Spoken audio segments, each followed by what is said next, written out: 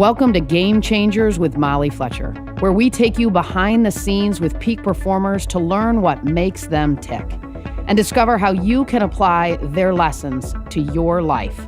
I'm your host, Molly Fletcher.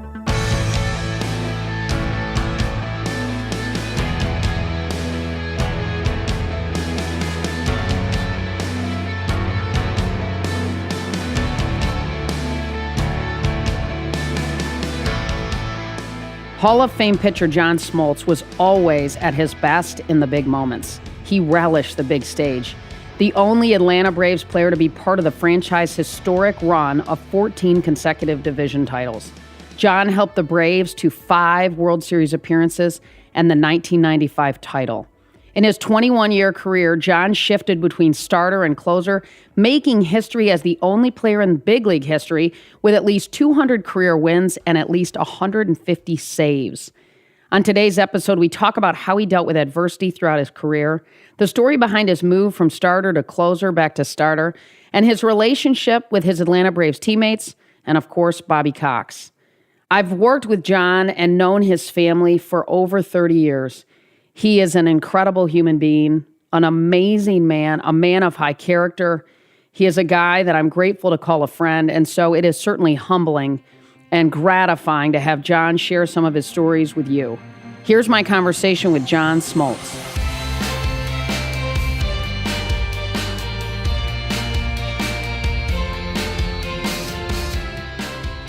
So, John, you've described your baseball career, with one word, unique. Can you tell our listeners a little bit about why you feel that way? Yeah, I think big picture is I don't know how, as a youngster, you ever know what you're going to do.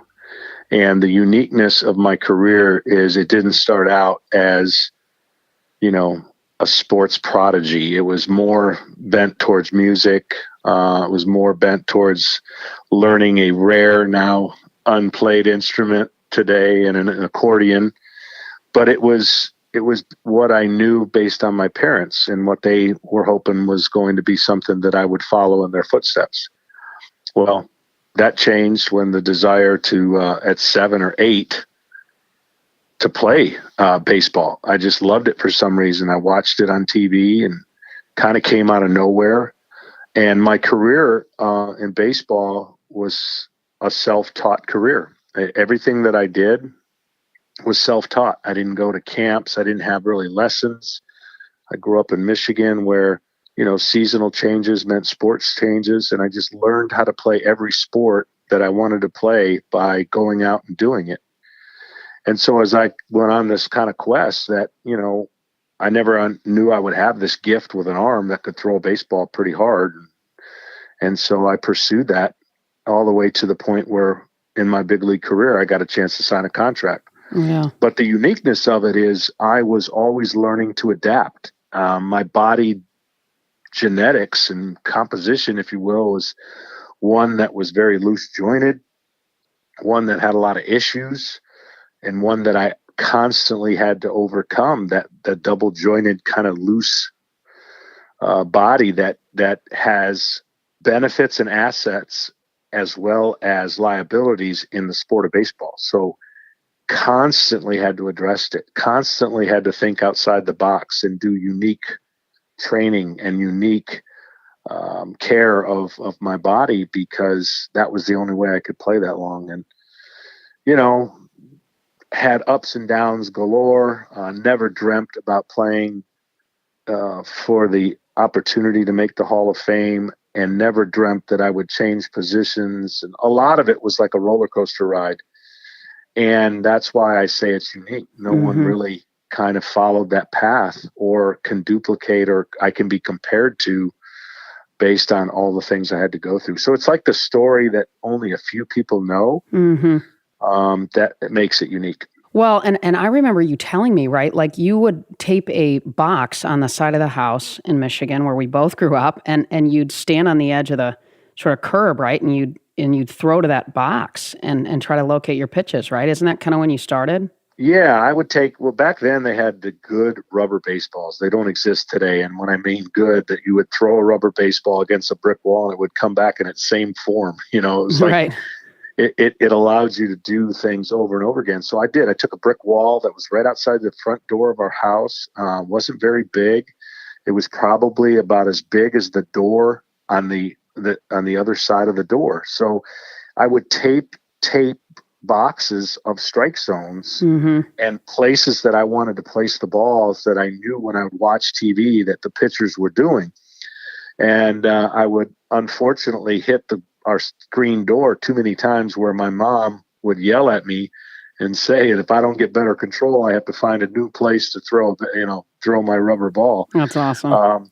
And that's where I performed everything in my mind. I was one of those kids that, for whatever reason, would play the greatest sport event in my mind. So in this case, baseball, I was always playing in the World Series and pitching seventh games. If basketball, one-on-one, I'd be playing in the NBA championship, and I'd be the star player on each team trying to stop the star player. And in football, crazy stuff when you're by yourself, just stuff like kicking a ball into a tree and pretending it was blocked. I created this imagination that eventually I ended up living out in real life, which made it so much easier to do it for the first time because I'd already played it in my mind. And because you always wanted the ball when it was tight. I mean, you always I've seen you obviously play basketball, baseball, and you've always wanted it in those key moments. Is that because of the way that you had played those out in your mind when you were a kid? Yeah, exactly. And it wasn't driven out of ego. It was driven out of want to and not afraid. And that's the thing that's differentiates, I think, players who are afraid to do something. They end up limiting their success than players who are willing to be ridiculed for not making the shot or being the guy. And, we talk about, and people say all the time, you remember Michael Jordan, LeBron James, Kobe, and all the different things, and Magic Johnson. Well, probably Michael Jordan missed more game-winning shots than anybody in the history of the game, but he was willing to take more than anybody in the history of the game and made a lot. And you remember the ones he makes because he was so willing time and time again to be that guy. And that's the way I viewed it in the pitching aspect. As a pitcher, you can only control so much, and that's when you throw the baseball, how hard they hit it. You can't necessarily dominate the game and eliminate the ability for them to hit a baseball. But wanting to be that guy in the ball, in the moment in Game 7 was such a treat to do it 3 times. Sure. And deliver under the moment because I had already done it in my mind. Yeah. I jokingly tell people when I speak about it that, I pitched 107th games in my lifetime, and I was 99-1. Yeah, that's awesome. And, the one brings reality. As you say, the one loss brings reality because who's going to believe 100-0? Right. People laugh. So, right. But it's true to everything that I've been able to do, whether it be something that I'm uncomfortable or something that I'm accustomed to. I'm not afraid of that moment. And it is proven over in my career that taking on challenges, facing adverse situations doesn't mean you're just going to come out of it. But if your mindset is not the right way, your ability to come out of it will be hampered if you're afraid of it. Yeah, no question. Well, so speaking of kind of tough moments, so, on August 12th in 87, you get traded to the Atlanta Braves. I mean, you're drafted to the Tigers, your hometown team, and you're 20 years old. And kind of walk me through how you dealt with that moment and what went through your head in that moment when you thought, God, I've been dissed by these guys in my hometown team, and it certainly changed the trajectory of your entire life. Yeah, it was devastating. And I think that when you learn, it's one of those things that you have to go through to appreciate what this means, because I had the wrong view of it then. I thought I wasn't wanted. And I thought that, because I was struggling, here I was, my dreams were being shattered to play with my hometown team. And yet I was wanted by somebody else and an opportunity to play at a younger age and actually better for my career. But like all of those moments, what I end up doing, and in this case had to drive about 12 or 14 hours, whatever the drive was, to Richmond, Virginia, I have a reassessment with myself and don't allow emotions to take over a decision process or an execution of what my real goal was. So it was like reassessing, hey, wait, my goal was to get to the big leagues. Mm-hmm. I was on a track to play for my hometown team, but don't lose track that this is still the goal. And then I start realizing the opportunity and the ability that I have can all be unhinged here with a new opportunity with the Braves who needed pitching. So it takes moments to go through. And I think, like anything I've been through, if I allow that emotion to reign my decision-making process, I'm going to make some really, really bad decisions. Sure. But if I take an internal look and process it and allow those people around me to give me insight and wisdom, then I'm going to be okay. But I think in life, and especially in sports, we're so much into the moment and we're so much into what that initial reaction or motion goes, it causes us to divert from your goals or game plan.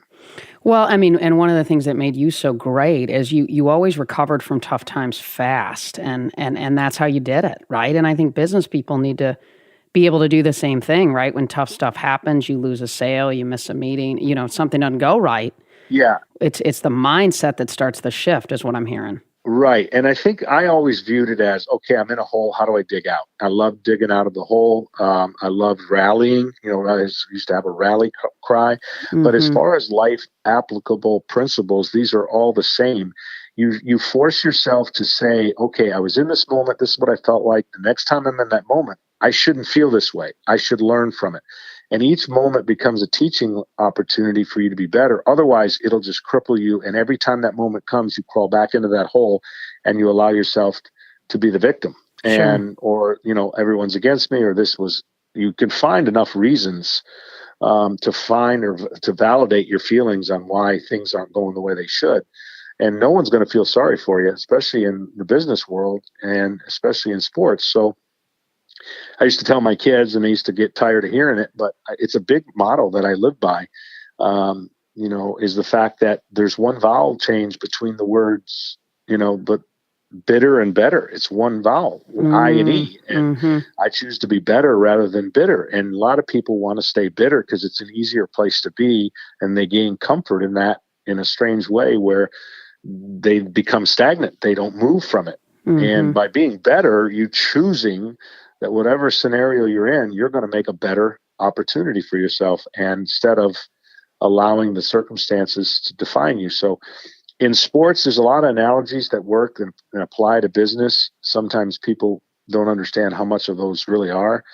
And that's where I learned, no matter what I'm doing, find a way, and no matter what the circumstances are, learn from them. You played for Bobby forever, and we turned down opportunities for you to stay with Bobby because you loved him so much. He was such a great leader. What do you think? I mean, tell our listeners, what made Bobby so great? Maybe there's a story that comes up for you what made him such a special leader and a guy that you always wanted to fight and play hard for? Yeah, I think the biggest thing that Bobby was able to do was understand that whatever environment, now this would be baseball, it's not easy, and that it's difficult. And he didn't lose favor in a guy just because he wasn't successful. And the biggest attribute that he had, while leading an organization of men, is he would treat you like a man unless he saw that you were not able to be a man, and then he would orchestrate what it is to be a man. But the bigger thing that he had was he would institute confidence in yourself when you didn't have it. So if somebody's leading an organization and they believe in you even when you don't, and they break it down into a more identifiable objective goal. So, for example, in baseball, let's just say a player has a goal of hitting 300 or doing the best he can, and he's mired in a huge slump, and the opportunity for him to hit 300 at the end of the year is not good. Bobby would come to him and go, all right, look, rather than try to hit 300 for the year, which looks like a mountain to climb, how about just hitting 300 this week? And then he would simplify that goal and get you feeling good about yourself for the week rather than a long-term goal that looks like it ain't going to be reached. And then he understood the personalities of each player, what made them tick, and why they wouldn't take advantage of simple rules that he had. I believe no different than in life. If you have to have 10 to 12 rules for your organization, you may not have the right people in your organization to have to listen to 12. But if you have 3 simple rules and 3 identifiable rules, then why if you can't have players that listen to those, they may not be the right player. Yeah, sure. So I think Bobby's insight to the game, not A, it's not easy. B, I'm going to give guys an opportunity and believe in them instead of what their outcome or statistical categories. And then C, I'm going to instill confidence in them when they don't believe they have it in themselves, because everybody goes through a lull or a time where they struggle with their confidence. And it's neat to have somebody at the top believing in you and fighting for you in an organization that and a sport that is always looking for what's wrong, because it's a game of failure. Totally. Sure it is. The more you fail, the more you hear about it. Yeah, for sure. Well, one of the things I love about Bobby, I mean, some people don't know he's been ejected from, I think, more big league games than any other manager, right? Yes, but not it was even close. Yeah, but he was all about having his guys back. That's why he did it, right? He would rather take the focus off of somebody else and put it on him. He would take blame for things that we would sit back and go, why is he taking blame for that? It makes no sense. Mm-hmm. But yet what he was doing was he'd rather bear the blame than it being the focus on one of his players. And so therefore he's done what he wanted to do by shifting that focus away from the player, either having to talk about it or consumed with it. And it's just a brilliant way to just take, as leadership 101, taking the bullets for somebody else when you so easily can go, this player didn't do his job. This player didn't do his job. And, that's why I've enjoyed the 20 plus years that I was able to play for that man. You played with Tommy for 15 years, Tommy Glavine, and then Maddox for 10, I think. And, you guys were different, right? I mean, Maddox threw so differently than you, but you guys were so connected and supported each other. I mean, you guys played a lot of golf together, but, and inside of organizations, right, there's so many different kinds of personalities and different kind of people, but you guys, it appeared, and it seemed you made each other better and you complimented each other and you pushed each other. How did that work? Well, I think it worked based on the personalities of each guy. Now, if each guy wanted to come in and be the guy, we probably would have had issues that, could carry over into an ego situation. So understanding that what each person brought was something special was a unique blend that allowed us for years to work together, compete together, feed off each other, and learn from each other. And I think that's a great teaching lesson from an entity or a sport where it's kind of like individually you need to do your thing to be rewarded, but collectively you need to do your thing to win it all. And we were able to do both without the pressure of having to be the guy or live up to being the guy. I think the humiliation of that factor of watching each guy on a nightly basis, if you thought you did something special, the next night you saw something special. So it was more towards our ability to enjoy the time we had, not knowing how long it would be.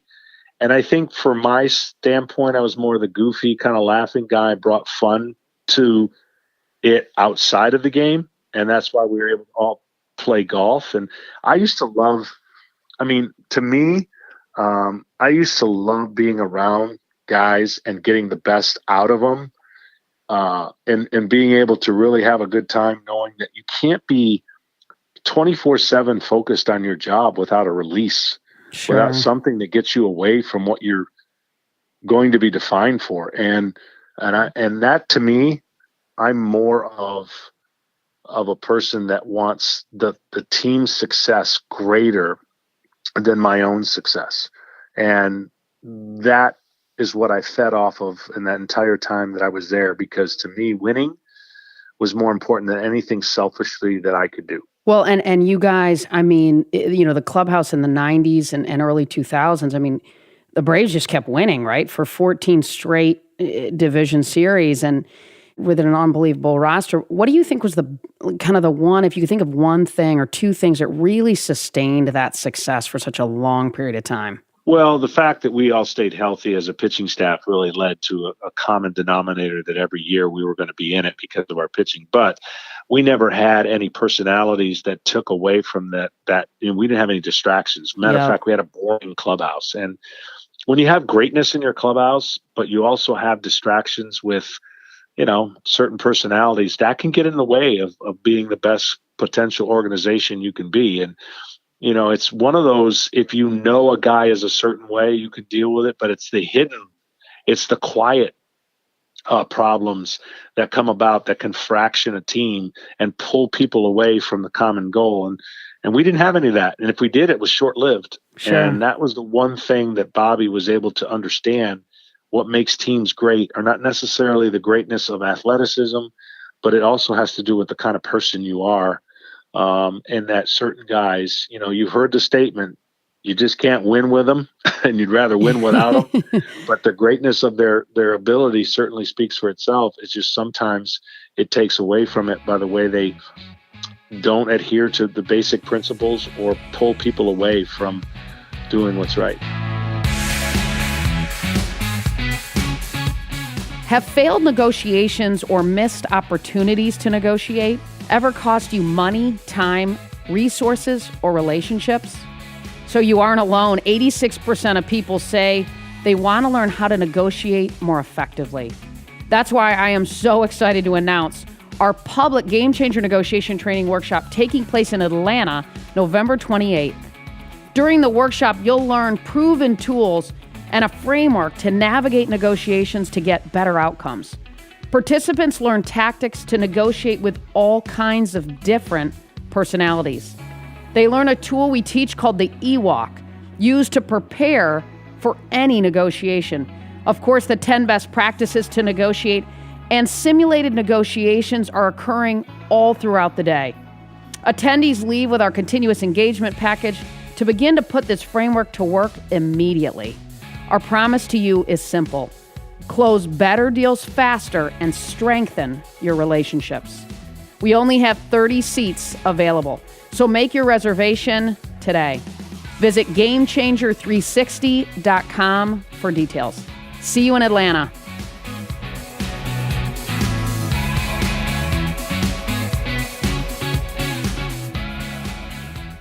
If you sort of rewind to 91, which was such a pivotal year for you, right? You talked about how Bobby had your back, and you started the season 2-11, and then you recovered from that adversity, and I think you finished 12-2 the rest of the way. How did you recover from that? How did you regroup and have that kind of success on the back half? Yeah, I learned a valuable lesson looking back and letting the off the field business side affect my on the field performance side. And what I mean by that is negotiations before that year with a new general manager. I had done my negotiations with Bobby. He was the general manager, and then he became our manager. Mm-hmm.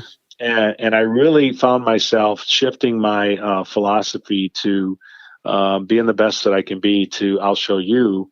And I got to train off the tracks big time in a way where I pressed, and it spiraled out of control in a way where it wasn't like a legitimate 2-11 where I was terrible. Mm-hmm. It's just I did enough each game to lose. Okay. And then I get into a slump of thinking mentally negative stuff.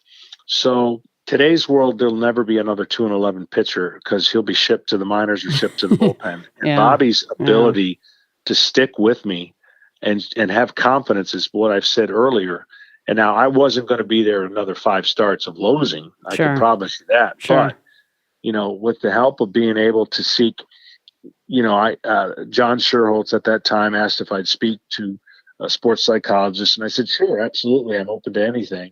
It was such a simple process and an easy process that more people were enamored with the story of it and never asked me a single question about it that entire year. And so this story's building about the sports psychologists and this incredible transformation and people just never wanted to know how it went. And Right.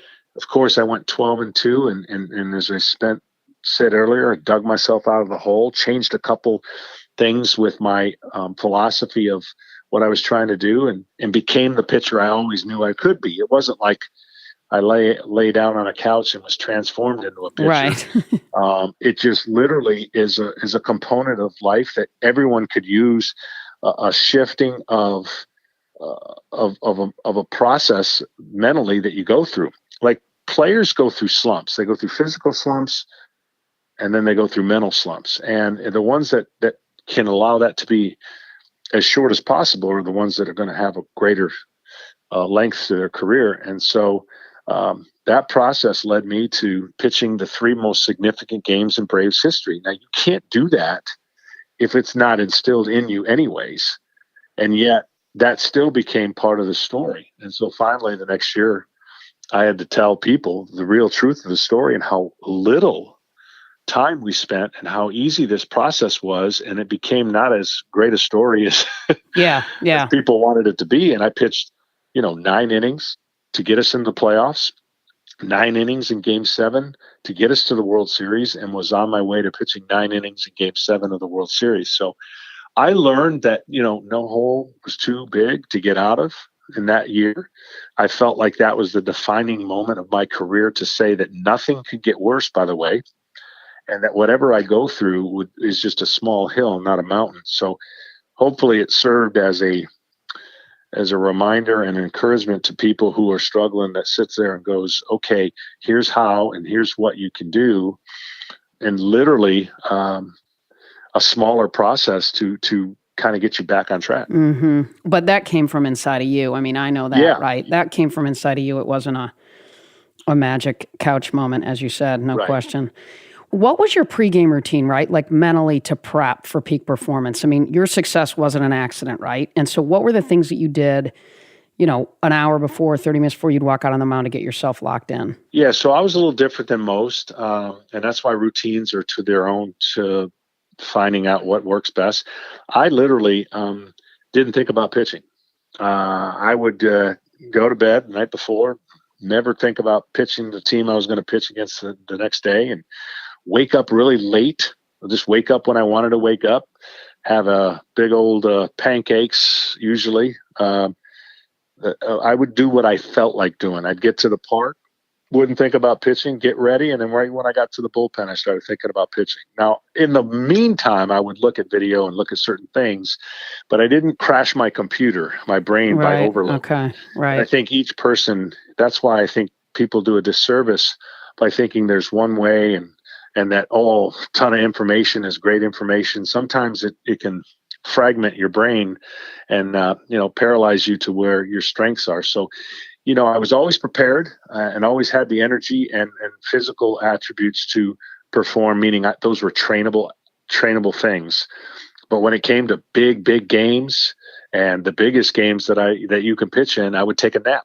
I'd take a nap the day of the game, usually at the park, and be totally relaxed and totally ready for the big moment, instead of thinking about the big moment and wasting energy and wasting time that I thought was be more prepared to have ready for me in those big games. Because I know a lot of people pitch a game in their mind the night before, they go through it. I'm not saying that it doesn't work for them, but it wouldn't have worked for me. That fatigue factor probably would have come in more mentally than I would have wanted. How would you stop that mental chatter though, right? Like to take a nap before Game 7 of a World Series, right? That's tough. Yeah, I loved it. Guys used to see that. Like I missed the Ted Turner speech. I missed a couple things, but that was where I was at my best, because I was so relaxed for that game, where everybody else was a lot of they're uptight, because in baseball, you're pretty much going to feed off the momentum of your starting pitcher or not. He's either going to set the tone or, not set the tone. And so for me, I wanted everyone to know that they were in good hands, and I was just relaxed as all get out. It was almost like those games were, as a regular season game, someone's got a no-hitter and no one talks to you. Yeah. Whereas if I had a no-hitter going, I would talk to people. I wanted it to be normal. I didn't want it to change. And I wanted that same kind of idea as I pitched the biggest games, so to speak, of your life. And I know my family members were tense, and they didn't know what to do or what to say. But for me, I was in that's where I wanted to be. I would have traded so much of my regular season success to have more postseason opportunities. Mm-hmm.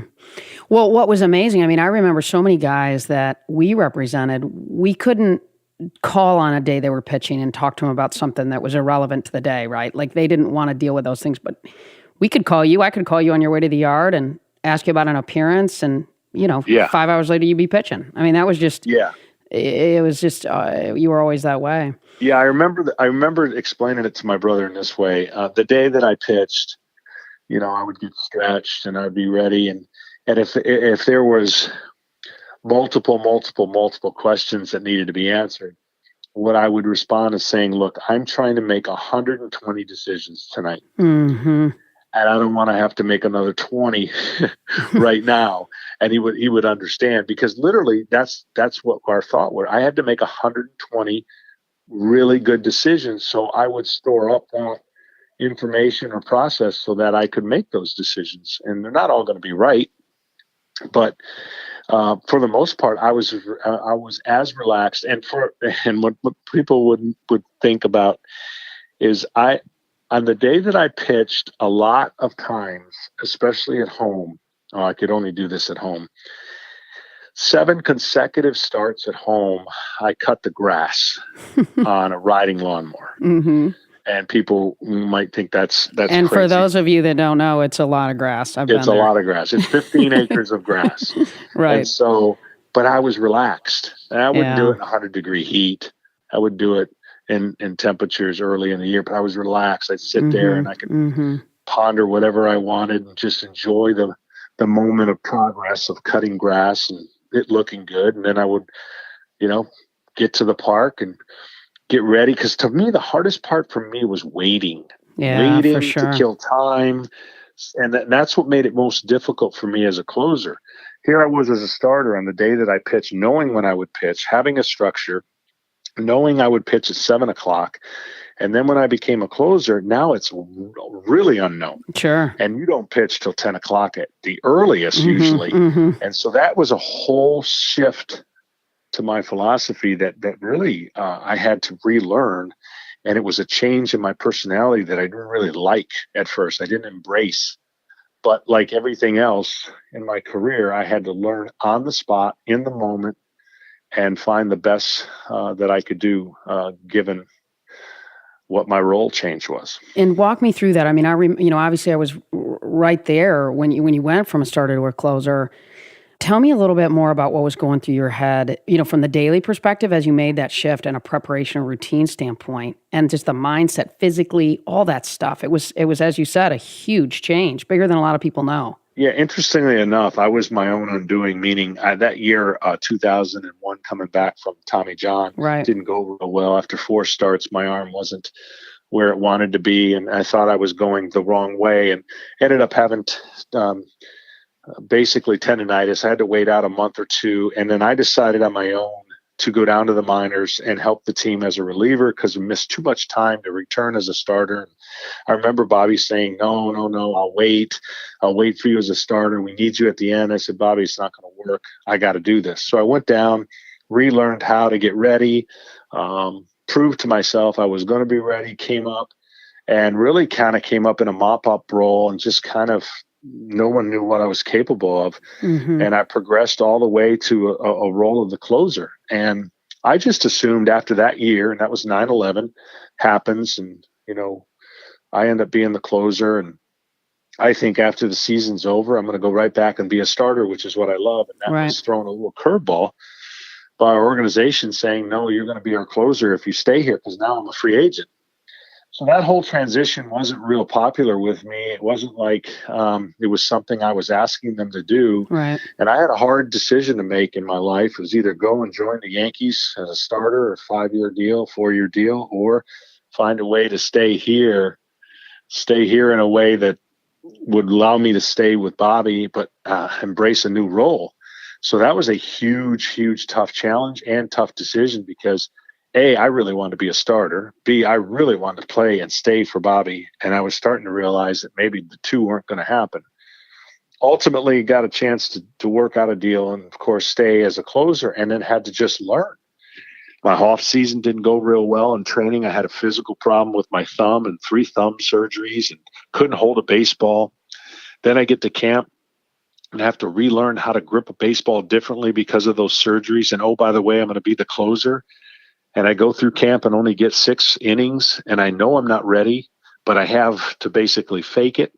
And that first month was horrible. My first game, I think at home, I gave up 6 or 8 runs in 2/3 of an inning and got booed, and life was just going the wrong way. And everyone was throwing in their 2 cents saying how this isn't going to work, and everybody was an expert.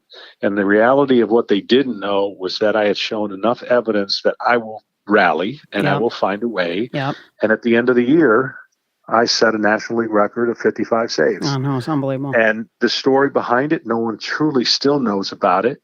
And my ability to fake it on the mound, because I had learned how to do it and learn on the job.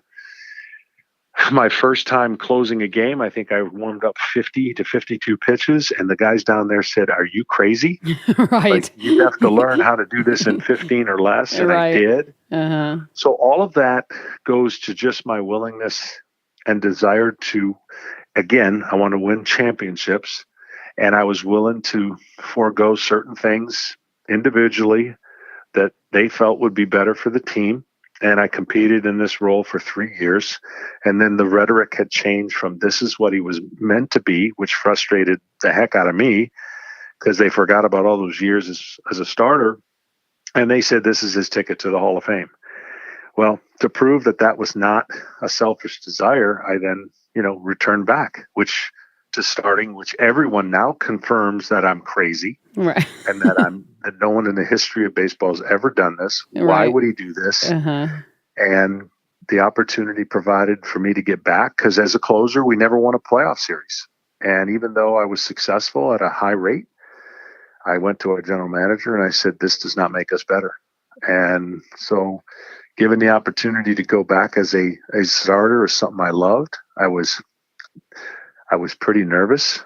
I was anxious, but I did it better than anybody could ever imagine because they all again said that I was crazy. Well, and you think about, you're sort of, you're talking about you're kind of so comfortable in that underdog role, and you're the latest round draft pick to go into the Hall of Fame. Right, until Mike Piazza as a position player beat that, yes. Yeah. But, John, one of the things that always blew me away is, you would come up to the office sometimes before you'd go to the yard and you'd have stuff going on, right? Whether it was physical, emotional, mental stuff, personal, whatever. And, your thumb, right? All that stuff. And then you'd walk out onto the mound and just get it done. And I always remember just thinking about your capacity as a human being, as a person. Your capacity to me is so high to manage and deal with so much stuff and still perform. What do you think that is? What gives you that? How do you do that? Well, I think it's based on how I was raised. I think a part of it is the fact that I think I learned so much from my dad indirectly on how he would find a way, work 2 or 3 jobs. He had a competitiveness about him. Even though he didn't play a lot of sports, he taught me a lot of life, of just not to be afraid of who you are. And the part about compartmentalizing the things in my life that I learned, a lot of that has to do with just my faith in what I learned, to what I could control and what I can't control. In other words, if you believe in yourself, that's great. But if you think you can handle and do all, then you're just sadly mistaken and misusing the opportunities that God has given me and God has given us to release a lot of that junk. So my definable identity is not built in what I did. And it used to be. Like I played this game to be the best, to honor my parents, to make people happy. And I realized that you can't make everybody happy, and it doesn't matter if being a dad or being a son was defined by success or failure, then you're living a bad life because you feel like you're letting a lot of people down. And I did that for the longest time. And I realized that those burdens are not something I can bear on my own. And so I did. I trusted that I could release it, it was not who I was. I didn't have to make everybody happy. And I started literally, when you think about pitching on the mound, you're pitching in front of an audience of whatever, 40,000, 400 or 4,000. Sure. And then I started to realize that is although it's as exciting as that can be, that's kind of flawed. I started pitching for one and then honoring God and the fruits and talents that he gave me. So that freed me up to know that no matter what challenges were going on in my life, that I could leave it and let it go and still be able to perform at the highest level. And that does not come from my own strength. So that's where understanding what and who you are separates yourself from the outcome of what you're doing. Yeah, well, and I remember, I mean, you talking about that, right? And it was almost like physically I could see that weight come off of you in a way, because you were pitching for everybody else. And then when you started pitching for him, you had more fun too, didn't you? You enjoyed it. Yeah, it was so much more freeing to, it doesn't mean that success, you're just going to have success with this, but it means that you're not going to be burdened and weighted down by life's challenges and temptations. It's like, for me, when I broke into this game, my roller coaster was simply paralleled with the thought of I want to be liked. I want to be a good guy. I want to stray far from the path.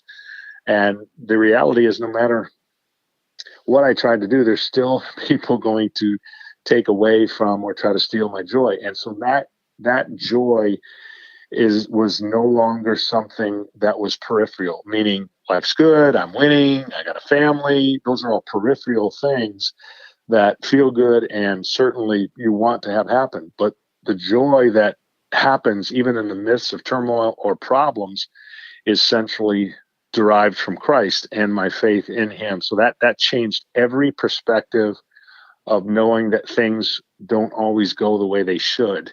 And being comfortable in your own skin, like the great commercial talks about, is really an identifiable thing that not a lot of people get to in their lives from a standpoint of the execution or lack of it, because we're defined by, as athletes, you're defined by your results and your statistics. Yeah. We ought to call, Unilever and get you a little deal there with Dove now. That was a nice weave in. Comfortable in your own skin. Yeah, exactly. So if you had to boil down 2 to 3 things that made you successful that, could apply to other people that they could lift up and try to deploy in their own lives, what would those things be? It's a great question. And I've always said that, the hardest thing for people to do is really assess who they are.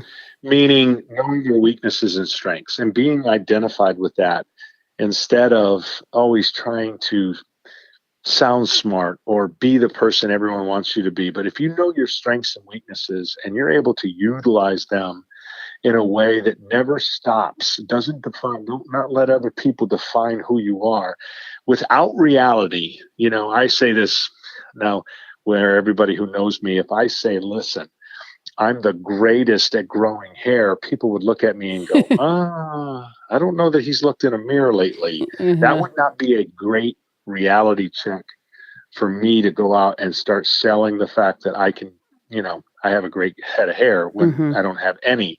So that ability to assess your strengths and weaknesses are essential, because now you're able to learn from some of the things you're not capable of doing and get better. But if you think you're good at it already, then you don't understand the progression that you have yet to make. Because, see, I think people in life like to stay comfortable. Sure. And comfortable in whatever arena they're in, where they don't have to stress or deal with pressure, or they don't have to get outside their comfort zone and be exposed to things that might make them feel bad or feel uncomfortable. And see, to me, getting outside your comfort zone, as I've always said, creates growth. It creates movement. And there's only movement 2 ways.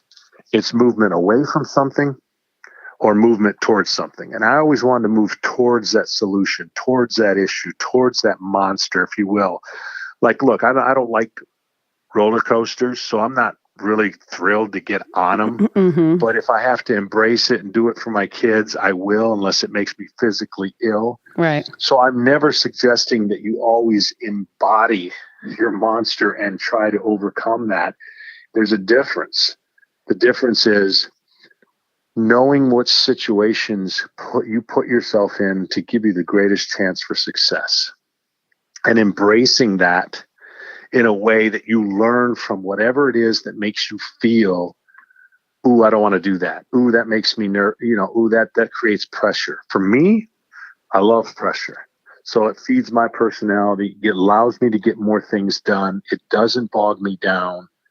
And it allows me to, through those pressure moments, learn what I feel like, taking notes, constantly trying to become the best of whatever I'm trying to accomplish. And in life, I think, again, if you stay comfortable, then you will. You'll be exactly what that is.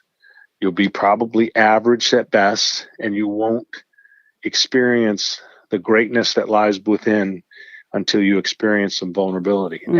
And that to me becomes it's not easy for everybody, and it's not easy to take that in, because a lot of people, when they expose themselves to something that might be humiliating or tough to overcome, then they suffocate themselves and kind of get in that hole and don't ever want to come out.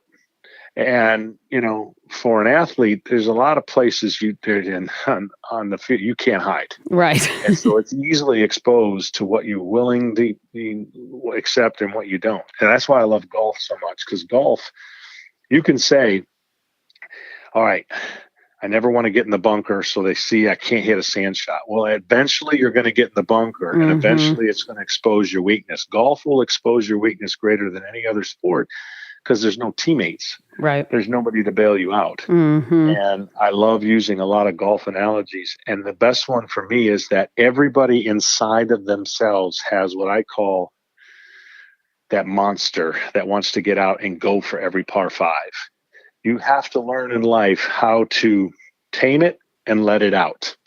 Meaning, it's not good for you to go for every par five, but there's situations where it might be a strength, and then you got to know the situations where it isn't.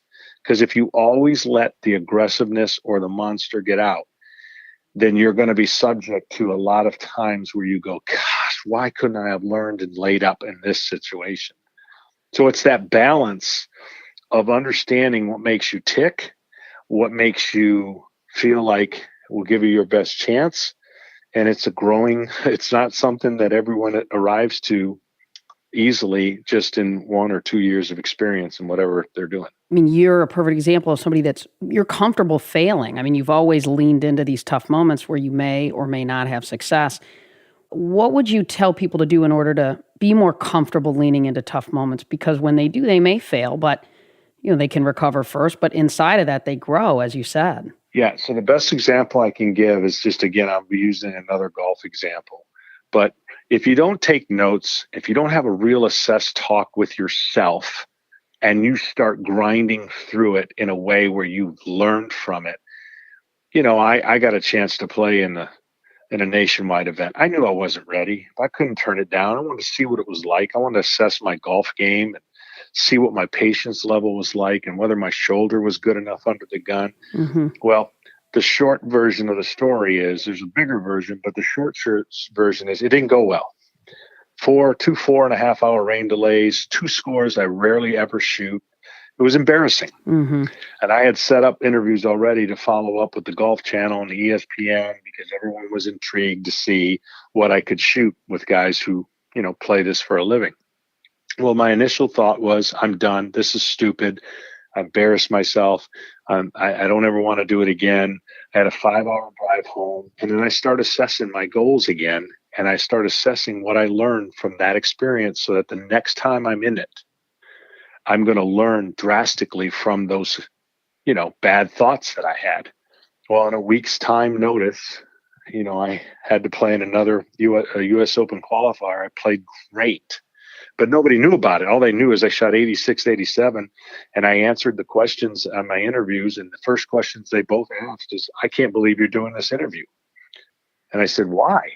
They said, well, if I shot those scores, I certainly wouldn't show up the next day and do these interviews. And I said, wow. No, I have no problem facing the music. Right. And I'm going to learn so much from this that it's going to make me a better golfer. Whereas if I would have just stayed comfortable and told everybody I could do that, but never faced the music and tried it, I'll never know. And so it's not literally being comfortable with failure. It's just embracing failure to make you better. If you miss out on 4 straight sales calls, if you had the ability to go back and assess what each one of those were like, then you have a better opportunity to know you might not miss out on that fifth, because you may be doing something strategically wrong all 4 times that you can either ask for transparency or assess for yourself. You might have had the sale and talked too much and Right. worked your way out of the sale, or there's things that everybody can do. Not everyone has the same gifts or talents, but everyone has the opportunity to improve on them. And so it's never, oh, I like failing. It's, I hate failing.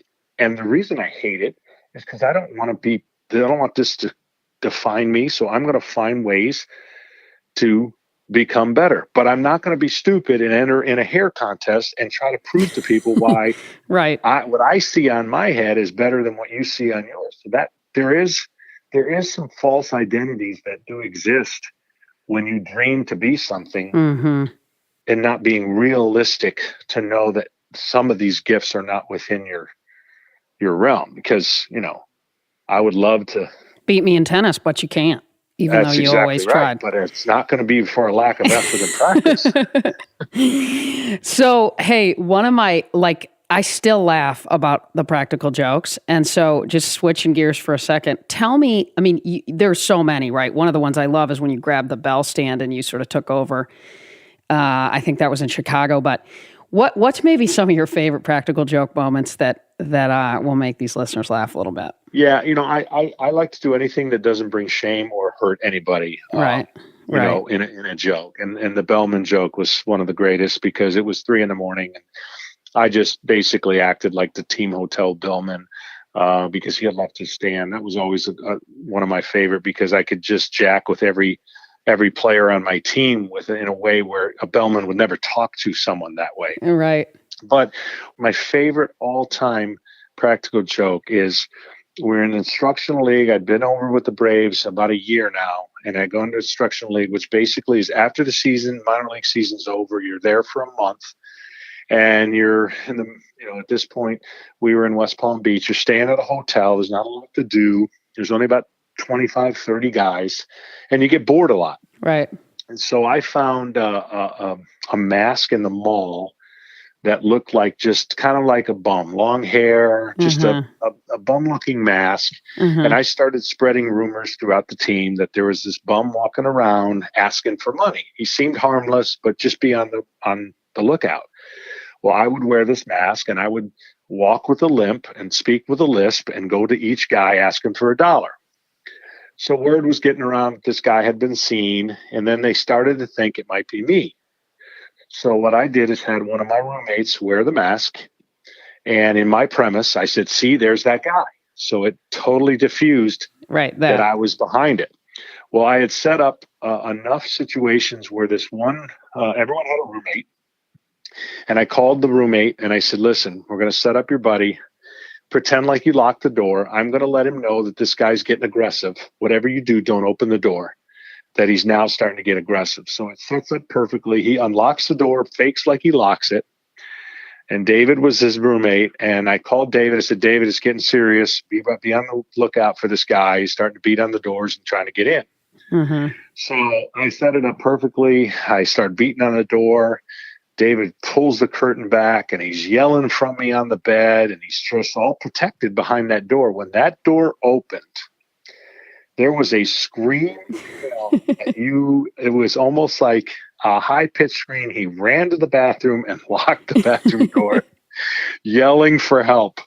And it was at that point, with all the other times that I had made some people kind of uncomfortable, is when I revealed that it was me. And that lasted for about 2 weeks. A $20 mask could not have been a better investment. Because back then, in those rooms, everybody kept their door open, because you went into everyone's rooms. You either played video games or you were talking. Totally. And so I would just walk into open rooms and freak guys out, and then then leave before they tried to do any damage to me. What about on the golf course? What's one of the craziest practicals? I mean, I remember once you were playing with Frank Coeur, I think, and you tried to get Jeff to go squeeze the beak head of a duck, and you were going to pay him $100 or something. Guys like Jeff don't come around very often where you challenge them to do whatever and they're going to do whatever. All he had to do was touch a swan. And those swans, that's what it was. People, they don't realize how mean they are. Right. and they're not going to let you get near them. So that didn't work. He wasn't able to do that, but but he wanted that $100. I think he was still in the minors. He did. The golf course, the best. There's a lot of pranks, but you could the most realistic rubber snakes.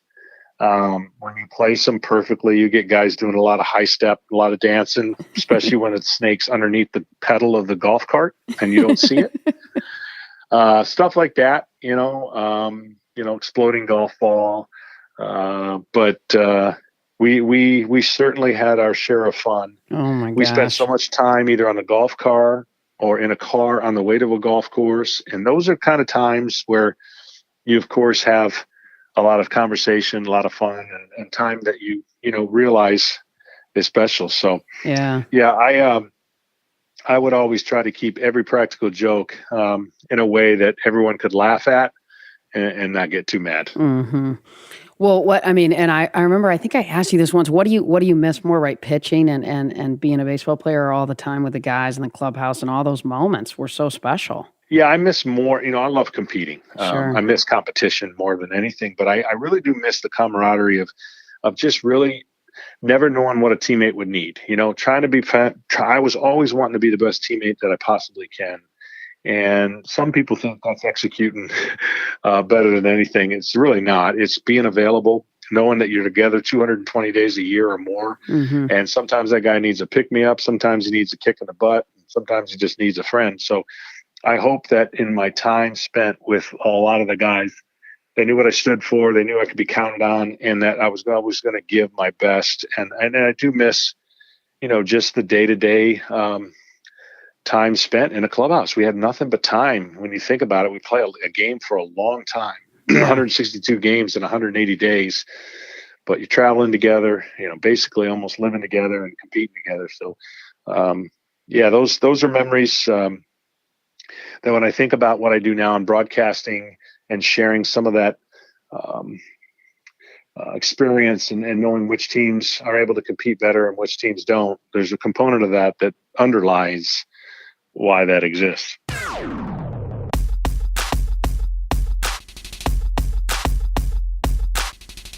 So we end with rapid fire. So I'm going to fire off some questions and you just sort of tell me what comes up. Does that sound good? Yep. All right. One word to describe you. Fierce. One word your teammates would use to have described you. Competitive. Who's the toughest guy you ever faced? Tony Gwynn. Who was the funniest teammate you had? Oh, I'm going to say Avery. Okay. What's your favorite career moment? I just say Game 7. Okay, right. What advice would you give your younger self? Patience. Okay. So the show is called Game Changers with Molly Fletcher. So one last question. Who's a game changer in your life and why? Besides my dad, it would be Tim Cash, our team chaplain. Mm-hmm. He was just a good man. Perspective in life that you don't always get away from, athletes are indestructible. Life's going to go on forever and you're going to be this or that. And I think two guys, Walt Wiley and Tim Cash, gave me the essence of what life really is. Sure. John, you are awesome. Thanks so much for coming on. You got it. All right, Molly.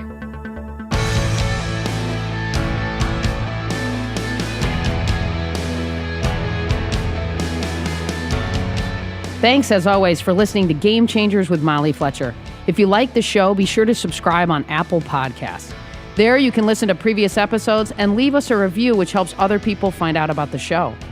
For more about me, visit mollyfletcher.com. Until next time, stay curious and be bold.